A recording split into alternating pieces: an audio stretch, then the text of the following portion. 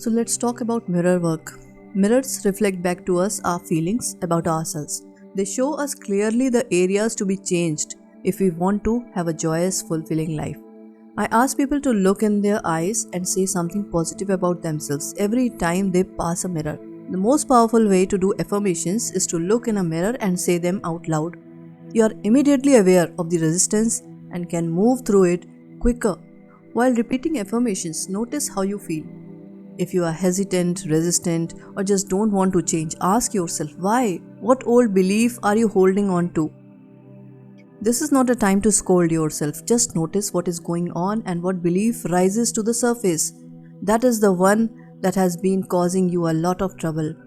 Can you recognize where it came from? When we do our affirmations and they don't feel right or nothing seems to happen, it's so easy to say, oh, affirmations don't work. It's not that the affirmations don't work, it's that we need to do another step before we begin affirmations. One thing we should understand that repeated patterns shows us our needs. For every habit we have, for every experience we go through over and over, for every pattern we repeat, there is a need within us for it. The need corresponds to some beliefs we have.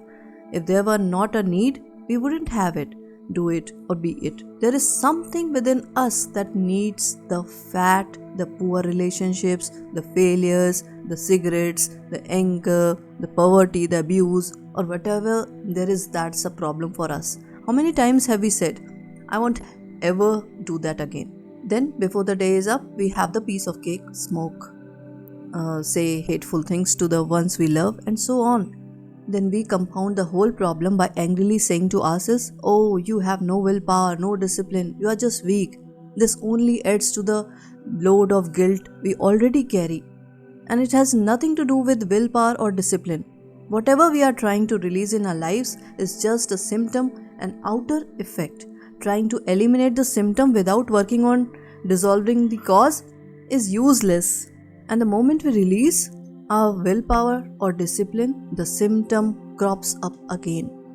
I always say to the people who come to me for therapy that there must be a need in you for this condition, or you wouldn't have it. So let's go back a step and work on willingness to release the need. When the need is gone, you will have no desire for that addiction or any negative pattern.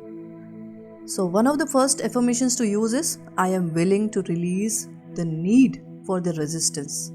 Say, I am willing to release the need for excess weight, for example, or lack of money, or a headache, or anything. If you are resisting at this point, then your other affirmations cannot work. The whole the webs we create around ourselves need to be unwound. If you have ever untangled a ball of string, you know that yanking and pulling only make it worse. You need to be very gently and patiently unravel the knots. Be gentle and patient with yourself as you untangle your own mental knots. Get help if you need it. Above all, love yourself in the process. The willingness to let go of the old is the key, and that is the secret. When I say needing the problem, I mean that according to our particular set of thought patterns, we need to have certain outer effects or experiences. Every outer effect is the natural expression of an inner thought pattern. To battle only the outer effect or symptom is wasted energy and often increases the problem.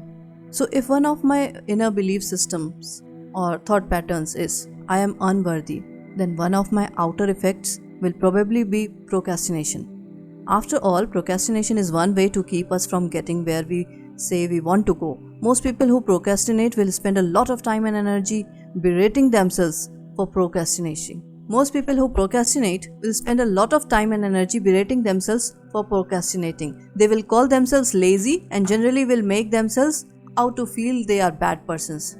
And self-criticizing, it will only intensify the procrastination and laziness.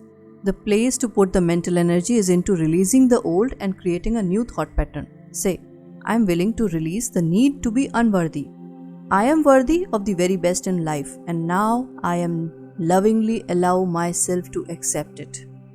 As I spend a few days doing this affirmation over and over, my outer effect pattern of procrastination will automatically begin to fade.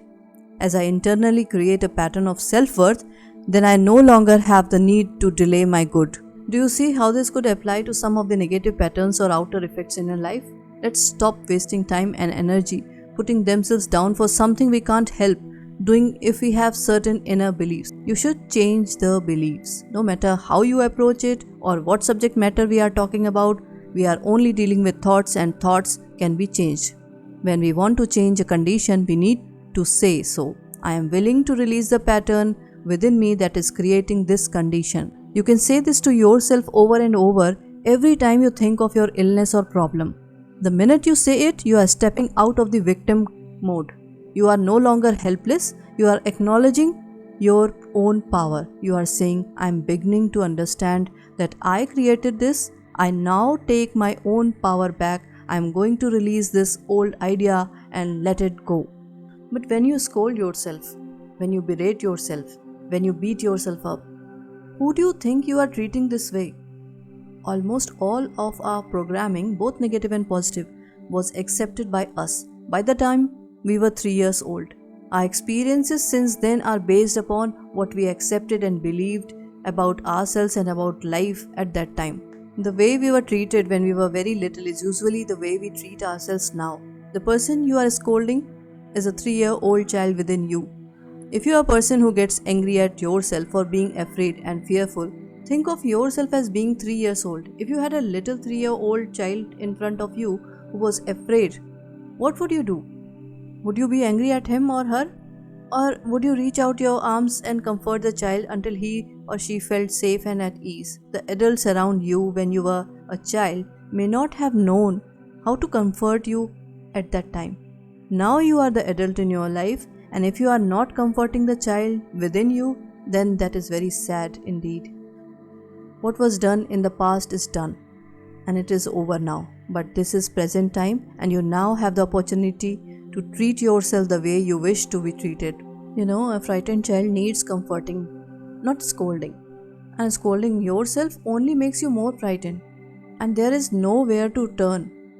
When the child within feels unsafe, it creates a lot of trouble. Remember how it felt to be belittled when you were young? It feels the same way now to that child within. Be kind to yourself, begin to love and approve of yourself. That's what that child needs in order to express itself as its highest potential. So just repeat after me. In the infinity of life where I am, everything is perfect, everything is whole, and everything is complete.